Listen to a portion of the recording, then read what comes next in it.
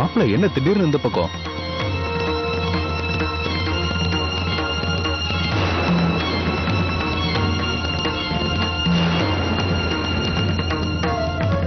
வாங்க வாங்க உள்ள வாங்க. என்ன அப்படியே நின்னுட்டீங்க? நல்லா இருங்க.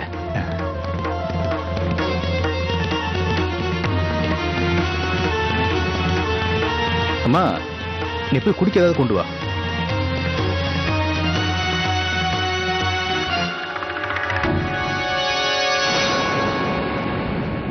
கொண்டு வர. வாங்க மாப்பிள்ள வாங்க. ராதே ராதே. சரி சரி உட்காருங்க உட்காருங்க. விஷாக்கா வரலையா? இல்ல, நான் தனியா தான் வந்தேன். அங்க எல்லாரும் நல்லா இருக்காங்கல்ல மாப்பிள்ள? எல்லாரும் நல்லா இருக்காங்க.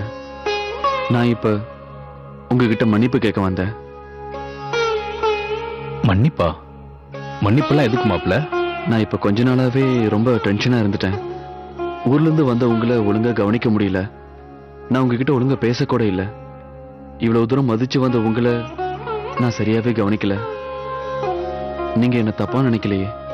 இல்ல இல்ல மாப்பிள்ள, எனக்கு தெரியாதா உங்க மனசு எவ்வளவு வேதனைப்பட்டு இருக்குன்னு? அதான் உங்களை பார்த்து நேர்ல பேசிட்டு போலான்னு வந்தேன். இதுக்கு முன்னாடி உங்க கூட பேசுறதுக்கு எனக்கு சந்தர்ப்பமே கிடைக்கல. என்னோட அவசரத்துக்காக நான் உங்களை கட்டாயப்படுத்தி உங்க பொண்ண சீக்கிரமா கல்யாணம் பண்ணிக்கிட்டு வந்துட்டேன். அது என் தப்பு தான்.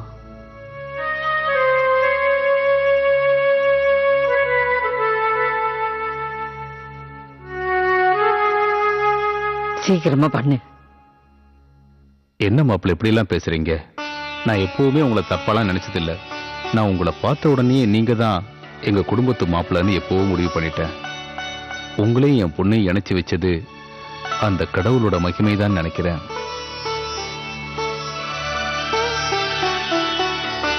இது பண்ணுவா இவ்வளவு நேரம்?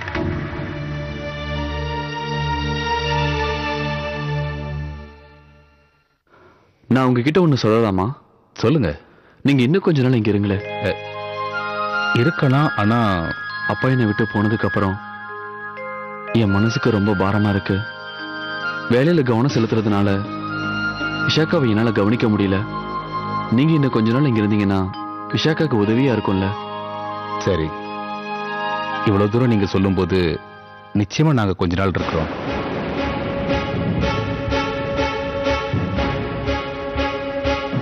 தேங்க்யூ. அப்ப நான் போயிட்டு வரேன். அட இருங்க, என்ன உடனே கிளம்பிட்டீங்க? இருந்து சாப்பிட்டு போலாமே. இல்லப்பா, அது வந்து இத பாருங்க, நீங்க சொன்ன உடனே நான் சம்மதிச்சேன்ல, அதே மாதிரி நான் சொல்றது நீங்க கண்டிப்பா கேட்டுதான் ஆகணும். இது உங்க வீடு மாதிரி. தேவகி, சாப்பாடு தயார் பண்ண.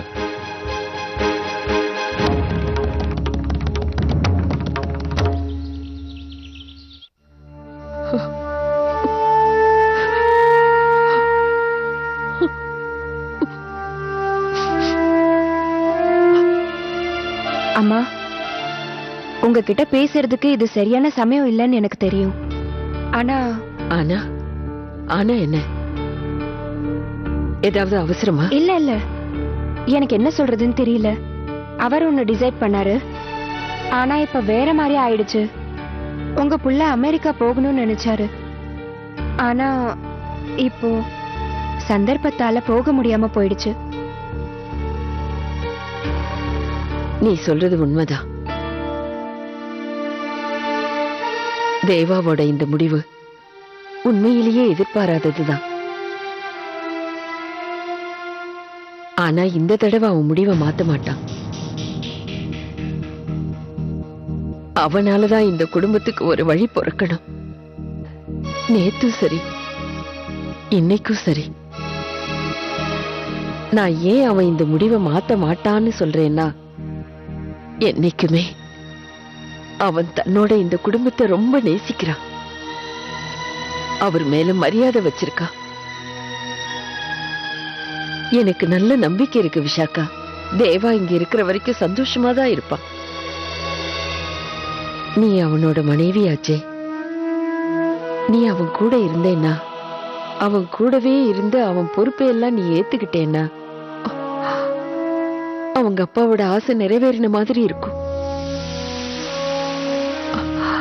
அம்மாடி, எந்த பரம்பரை, எந்த கௌரவம், எந்த கட்டுப்பாடு இத்தனை வருஷமா இந்த வீட்ல இருந்து நான் காப்பாத்திட்டு வந்தேனோ எல்லாத்தையும் இனிமே நீதான் காப்பாத்தணும்.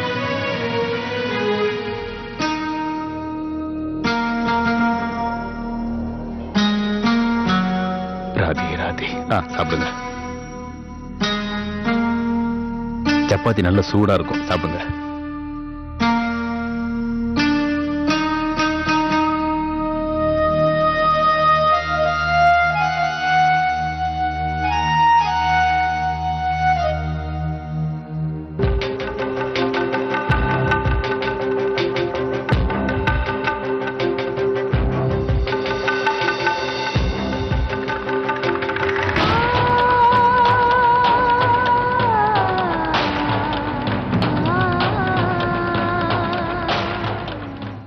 தினமும் 4 மணிக்கு பிரம்ம முகூர்த்தத்துல இந்த கோவிலுக்கு நீ வந்துடணும்.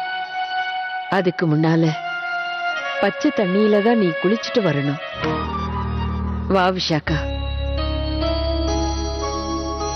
இந்த சமையல் அறைய 30 வருஷத்துக்கு முன்னாடி ஏத்துக்கிட்டேன். இந்த வீட்ல எல்லாருக்குமே நான் தான் சமைப்பேன்.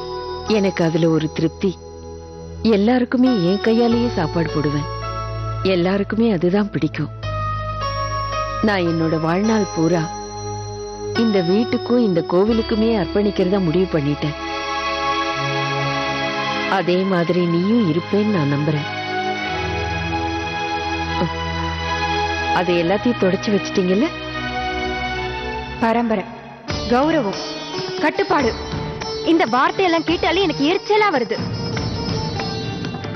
எங்க எப்படி தப்பிக்கிறதுனே தெரியல. இது எல்லாத்துக்குமே காரணம் தேவாதான். தேவா கிட்டே நேரடியா கேக்குறேன்.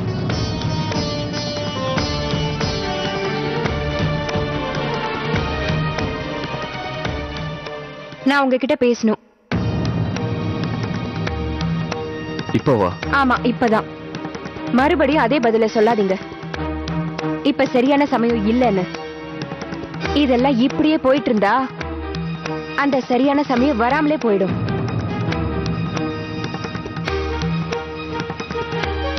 எனக்கு இதெல்லாம் சரியா வரும்னு தோணல. இது சரியா வராது. உங்க குடும்பத்துல இருக்கிறவங்க எல்லாம் என்ன மாத்துறதுக்கு முயற்சிக்கிறாங்களே, அது என்னோட வாழ்க்கையே கண்ணா பின்னான்னு மாறி போச்சு. எனக்கு ஒண்ணுமே புரியல. இப்ப நான் என்ன செய்யறேன்? முதல்ல உங்களுக்காக நான் என்ன மாத்திக்கிட்டேன். ஆனா இப்போ உங்க குடும்பத்துல இருக்கிறவங்களுக்காக அவங்க நினைக்கிற மாதிரி பண்ணணும்னா அது எப்படி என்னால முடியும்? நீ என்ன சொல்ல வரன்னு எனக்கு எதுவும் புரியல. எப்படி புரியும் உங்களுக்கு? என்ன பத்தி, என் கனவுகளை பத்தி, என் எண்ணங்களை பத்தி என்னைக்கு நீங்க புரிஞ்சுக்க முயற்சி பண்ணிருக்கீங்க? நீ என்ன சொல்ல வர இப்ப? இத பாருங்க, எனக்கு நல்லா தெரியும் இப்ப நான் சொல்ல வரத கேக்குற மூட்ல நீங்க சுத்தமா கிடையாது. நான் இப்போ நீங்க கொடுத்த வாக்க மட்டும் ஞாபகப்படுத்த நினைக்கிறேன். வாக்கா? நீங்க எனக்கு வாக்கு கொடுத்தீங்கல்ல, நம்ம ஃபாரின் போனதும் பிரிஞ்சுக்கலான்னு. நான் நினைச்சதெல்லாம் செஞ்சு தரேன்னு, புதுசா என்னோட இஷ்டப்படி என் வாழ்க்கை அமைச்சுக்கலான்னு நீங்க உதவி பண்றேன்னு சொன்னீங்களே. நீங்க எனக்கு அப்படி வாக்கு கொடுத்தீங்கல்ல? ஆனா இப்ப நம்ம அமெரிக்கா போகலையே.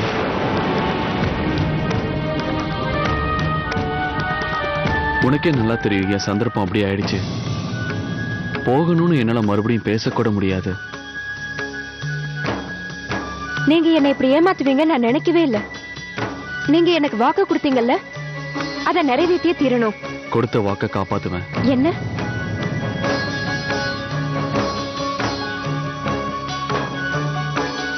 கல்யாணத்தப்ப அக்னி முன்னால நான் உனக்கு வாக்கு கொடுத்தேன்ல, அதை நிறைவேற்றுவேன்னு சொல்றேன். இப்ப நீங்க என்ன சொல்ல வரீங்க?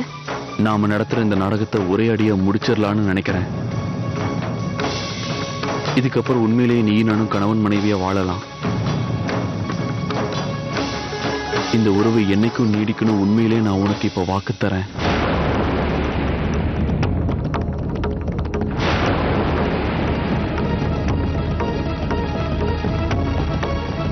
இதுக்கப்புறம் நீயும் நானும் உண்மையான கணவன் மனைவியா வாழலாம். எந்த பொய்யும் இல்லாம, எந்த நாடகமும் இல்லாம, யார்கிட்ட எதையும் மறைக்க வேண்டியதில்லை.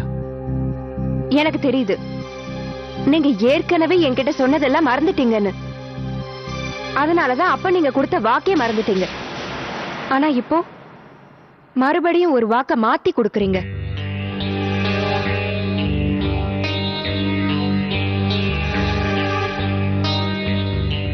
அப்ப அமெரிக்கா போறதா இருந்தது, அதனால அப்படி வாக்கு நான் கொடுத்தேன்.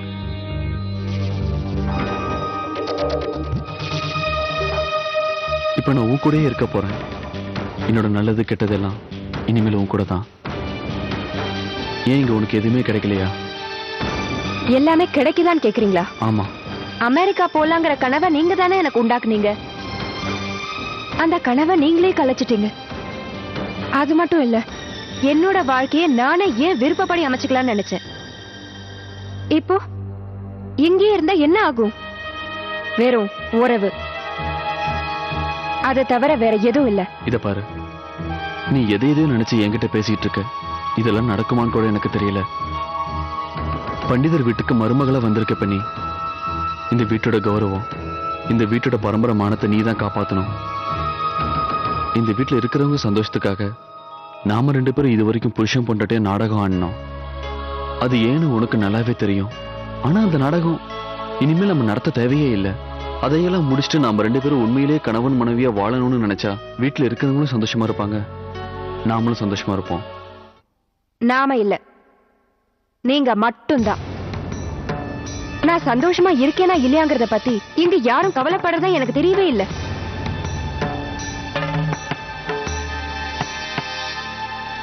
ஒரு வீட்டோட சுகம், கணவனோட அன்பு, இதெல்லாம் இந்த கல்யாணத்து மூலியமா உனக்கு கிடைக்காம இருந்திருக்கலாம்.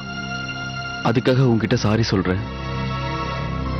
இப்ப கூட உனக்கு சந்தோஷம் வரல? நிச்சயமா வரல. ஏன்னா நீங்க சொன்னதை வச்சு இதுக்கப்புறம் நான் ஒரு புதுசா வாழ்க்கை வாழலாம் நினைச்சு நான் தயாராயிட்டு இருந்தேன்.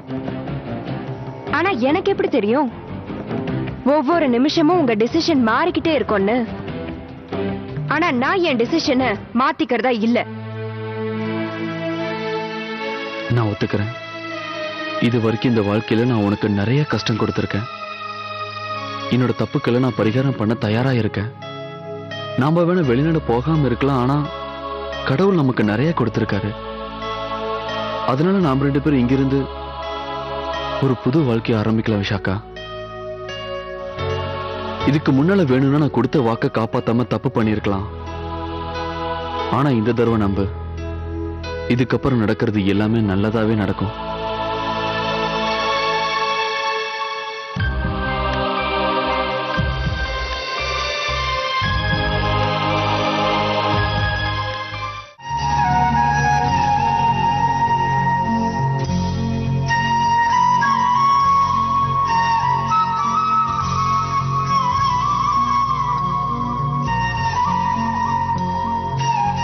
நான் ஏன் உன்னை விரும்பினேன்னு தெரியல. உன்னை நான் விரும்பினதுனால நான் கஷ்டம் மட்டும்தான் படுறேன், வேற எதுவும் இல்லை. நடந்த எல்லாத்துக்கும் நான் தான் முழு காரணம் அவர் நினைக்கிறாரு கண்ணா. நிஜமாவே அவரோட வாழ்க்கையில இருந்து என்ன ஒரேடியா விலக்கிடணும்னு நினைக்கிறது நிஜமா கண்ணா? அவர் மனசார இதெல்லாம் சொன்னாரான்னு எனக்கு தெரியலையே. நான் அவகிட்ட அப்படி சொல்லியிருக்க கூடாது.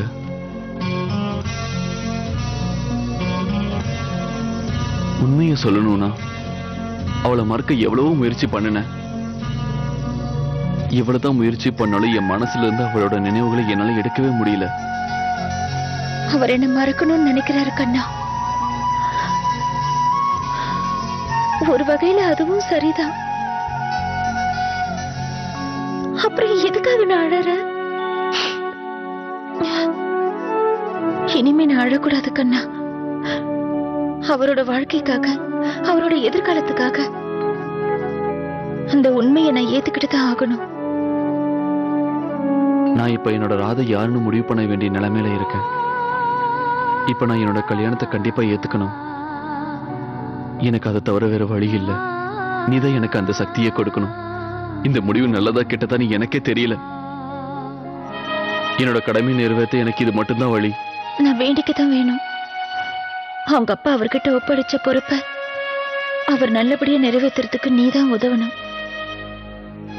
அதுக்காக அவர் என்ன வெறுக்கணும், என்ன வாழ்க்கையில இருந்து ஒதுக்கணும்னு நினைச்சா அது சரிதானே? அவரோட வாழ்க்கையை அவர் விஷாக்கா கூட தான் வாழணும், என் கூட இல்ல. பாட்டிமா, அம்மா, பாட்டிமா, பாட்டிமா எங்க? இதோ வந்துகிட்டே இருக்கோமா. என்ன அவசரம்? பாட்டி, ஏய் வா விஷாகா, என்ன இவ்ளோ கோவமா இருக்க? என்னம்மா, என்னாச்சு? பாட்டிமா, நான் ஒரேடியா இங்க திரும்பி வந்துடலான்னு இருக்கேன். என்னால அந்த வீட்ல இருக்க முடியாது. என்னாச்சு உனக்கு? பைத்தியம் பிடிச்சிருச்சா? பைத்தியம் பிடிக்க கூடாதுன்னு தான் சொல்றேன். நான் திரும்ப அந்த வீட்டுக்கு போக மாட்டேன். விஷாக்கா, மறுபடியும் மறுபடியும் முட்டாள்தனமா எதையும் உளறி வைக்காத. ஏற்கனவே நான் உனக்கு நிறைய தடவை சொல்லிட்டேன். தேவையில்லாம கத்தாத, கொஞ்சம் சுமார். என்னாச்சுமா? இங்க வந்து உட்காந்து சொல்லு. வா வா, உட்காரு, வா வந்து உட்காரு. முதல்ல கொஞ்ச நேரம் அமைதியா இரு. ராதிகா, நீ போய் முதல்ல அவளுக்கு குடிக்கிறதுக்கு ஏதாவது கொண்டு வா. கல்யாணத்துக்கு அப்புறம் வீடு மாறும், வேலை நிறைய இருக்கும், இதெல்லாம் சகஜம். கல்யாணத்துக்கு முன்னால எல்லாரும் சுதந்திரமா இருக்கலாம். ஆனா கல்யாணத்துக்கு அப்புறம் எல்லாத்துக்குமே பழகிக்கணும். ஆரம்பத்துல பழகிறதுக்கு கொஞ்சம் கஷ்டமா தான் இருக்கும். என்ன பாட்டிமா, கொஞ்ச நாளா இருந்தா பரவாயில்ல. இப்போ எதுக்காக நான் இந்த கஷ்டத்தை தாங்கணும்? கல்யாணம் பண்ணிக்கிட்டேன்ற ஒரே காரணத்துக்காக நான் அந்த வீட்டுல எல்லா வேலையும் செய்ய முடியாது. இதுக்கப்புறம் நானே என் வாழ்க்கை முடிவை தேர்ந்தெடுத்துக்கிறேன். நான் இந்த வீட்டுக்கு திரும்பி வரதான் போறேன். நான் இங்கதான் வருவேன். நான் எப்படி இருந்தேனோ அப்படிதான் இருக்க போறேன். நீ இங்க இருக்க முடியாது விஷாக்கா.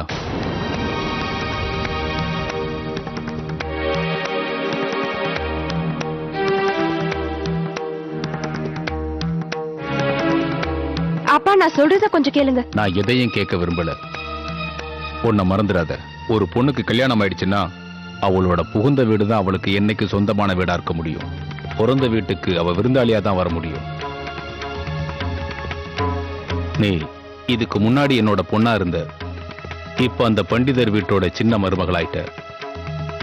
சின்ன மருமகங்கிற முறையில நீ அந்த வீட்டுக்கு செய்ய வேண்டிய பொறுப்பையும் கடமையையும் என்னைக்கு மறந்துடக்கூடாது.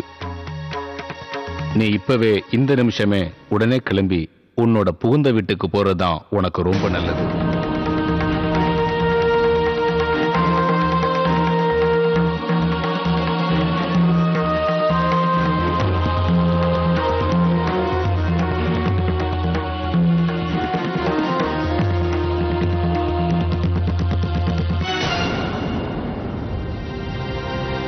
எல்லாருமா சேர்ந்து என் வாழ்க்கையை அழிக்க பாக்குறாங்க. ஏன் சொந்தக்காரங்க என் குடும்பத்துல என்ன புரிஞ்சுக்குவாங்கன்னு நினைச்சா அவங்களும் இல்ல. எல்லாரும் தேவா ஃபேமிலிக்கு தான் சப்போர்ட் பண்றாங்க. பிருந்தாவனத்துல இருந்து இதுக்கு தான் வந்திருக்காங்களா? கடவுளே, நீதான் எனக்கு ஏதாவது ஒரு வழி காட்டணும். இங்க வந்து என் கஷ்டத்தை சொல்லலான்னு பார்த்தா அத கேட்க கூட மாட்டேங்கிறாங்க. என்ன வந்துட்டாளுங்க கதை கேட்க. விஷாக்கா,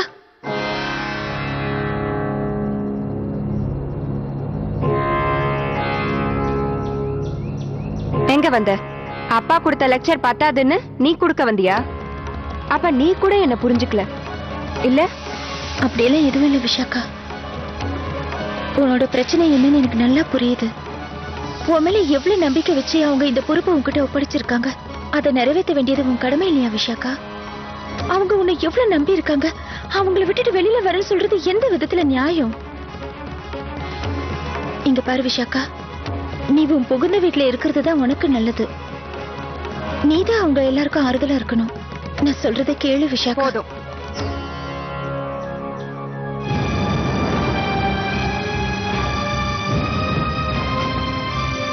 இத பார், நீ வேணா எதை எடுத்தாலும் அட்ஜஸ்ட் பண்ணி போகலாம்.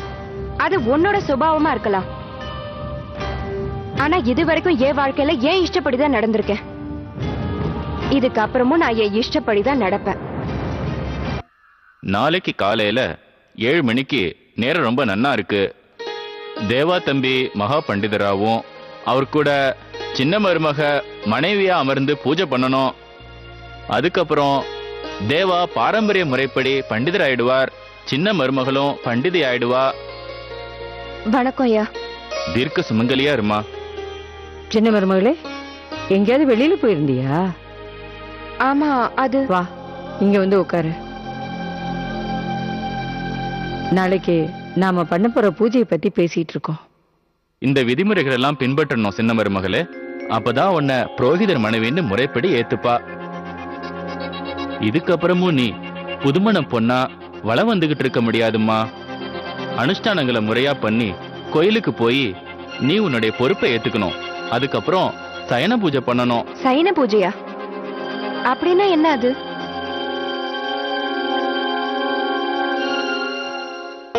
அம்மாடி, இனிமே நீங்க 2 பேரும் ஒரு புது வாழ்க்கையை ஆரம்பிக்க போறீங்க. அதனால நல்ல நேரம் பார்த்து உங்க 2 பேருக்கும் புதுசா ராத்திரி ஏற்பாடு பண்ணுவோம்.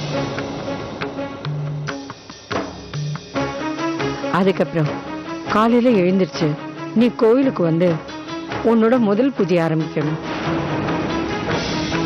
அது மட்டும் இல்ல, நாளைக்கு காலையில இருந்து பூஜை முடிகிற வரைக்கும் பச்சை தண்ணி கூட குடிக்காம விரதம் இருக்கணும். ஒரு நாள் பூரா தண்ணி குடிக்காம இருக்கணுமா? பூஜை முடிஞ்சதுக்கு அப்புறம் குடிக்கலாம்.